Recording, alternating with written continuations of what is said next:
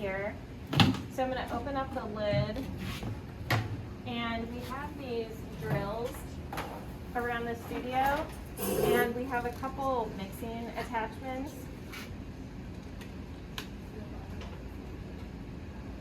So I'm going to put that in and then tighten it here. Sometimes it just falls out, and that happens, it's okay. So I really want to mix this up. A lot of times when you first open it, I had mixed this like 20 minutes ago, so it's not as bad. But a lot of times there's kind of a layer of water at the top, and then everything's really settled at the bottom.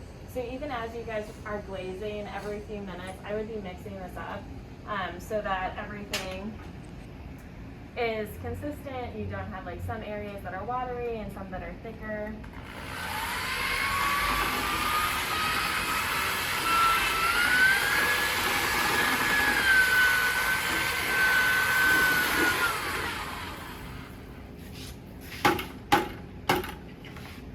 Off to the side.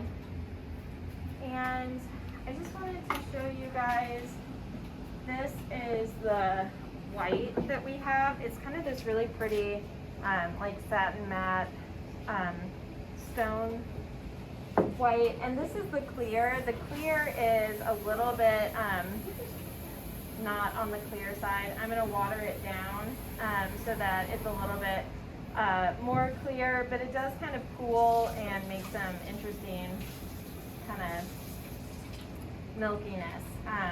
But also when you guys are using the underglaze, it does look really nice with the, just some reason on the raw clay, it is not crystal clear. But I'm gonna water it down, so the key for this one is to be as thin as possible, to apply it as thin as possible. So that's why I'm gonna water it down a bunch. And for the clear, I would just do one really quick glazing. Okay. What is glaze made out of? It's made out of a lot of dry materials. I can't remember, it's like a silica, flint, and so it kind of creates a glassiness when it's heated in the kiln. We'll have a day, we could even do it today, just depending on time, but I'll show you guys how we mix the glazes. Oh, I guess it's over there. Teresa, can you grab me on that second shelf there? There are those red clamps. Thank you. Okay. So I'm going to grab my pot here, and then, so I'm using my clamps to hold it. Some shapes I feel like are more precarious than others, but I like for the clamp to be inside, and then one is kind of towards the bottom. And I'm going to dip it right in and take it right out. I'm not leaving it in forever. Sometimes I know people do that and it makes the glaze really thick. So I'm just dipping it in, dipping it right out. I kind of shake it off, and as soon it dries almost immediately, and then I'm going to dip it in one more time. So I'm doing 2 dips, and that should be a really nice consistency.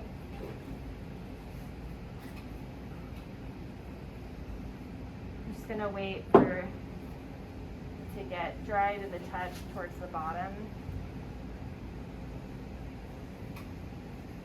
And sometimes, unfortunately, the clamps will make some little marks. They do have these little like snake bites that always happen, so I can just smooth that out with my finger. I can also just grab a little bit on my finger and touch up any little spots. Now I don't even see them. And I'm going to be cleaning off the bottom, so this doesn't really matter. But the clamps kind of scrape the side a little bit, so I'm going to just touch it up with my finger, and then it's good to go. So we don't want there to be any glaze on the bottom because the glaze is kind of glassy and sticky. So if we have glaze on the bottom, then it's going to stick to our kiln shelves, and it's going to be impossible to get off, and it'll mess up our kiln shelves, and your piece will be glued to the kiln shelf. So I'm going to take my metal rib, And again, I'm kind of holding it at an angle.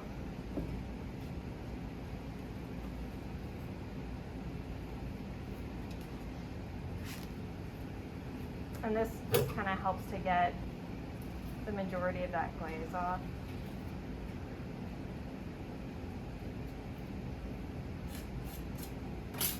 And then I'm going to get my sponge to get the rest off. And I'm going to go up just a little bit higher, just to make sure that there are no little bits and rims that are going to be touching the film shelf at all. Sometimes that'll happen where you're like, oh, I did sponge it off, but then there's like one little angle. So I like to just go up a tad bit more so I know for sure there aren't going to be any issues. And then it's good to go. And then I would put it on the shelf in the back. So then all your pieces are glazed and ready to go. Do you guys have any questions about glazing? I think we covered it in your all's class, but... You could also use wax on the bottom, right? Yeah. I sometimes use wax.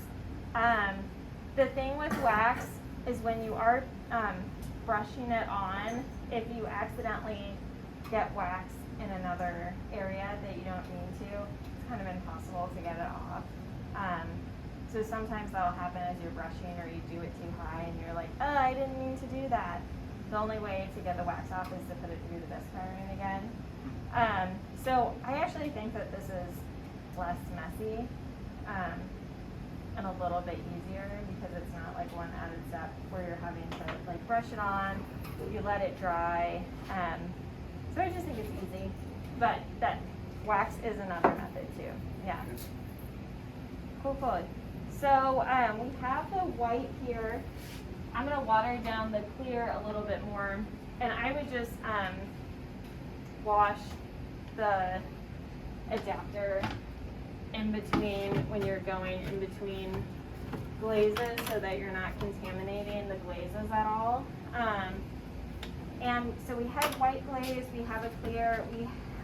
One thing I want you guys to just not confuse the white and black slip with the glazes. So some of these say white slip on here, so that's kind of like an underglaze, or there's a black slip, that's like an underglaze. So that's not going to give you like the glossy finish. That's going to be like the pieces that we're putting on our, so just be aware that that's not quite what you want. I think there were maybe a couple that I saw had maybe the black, so I just wanted you guys to be aware.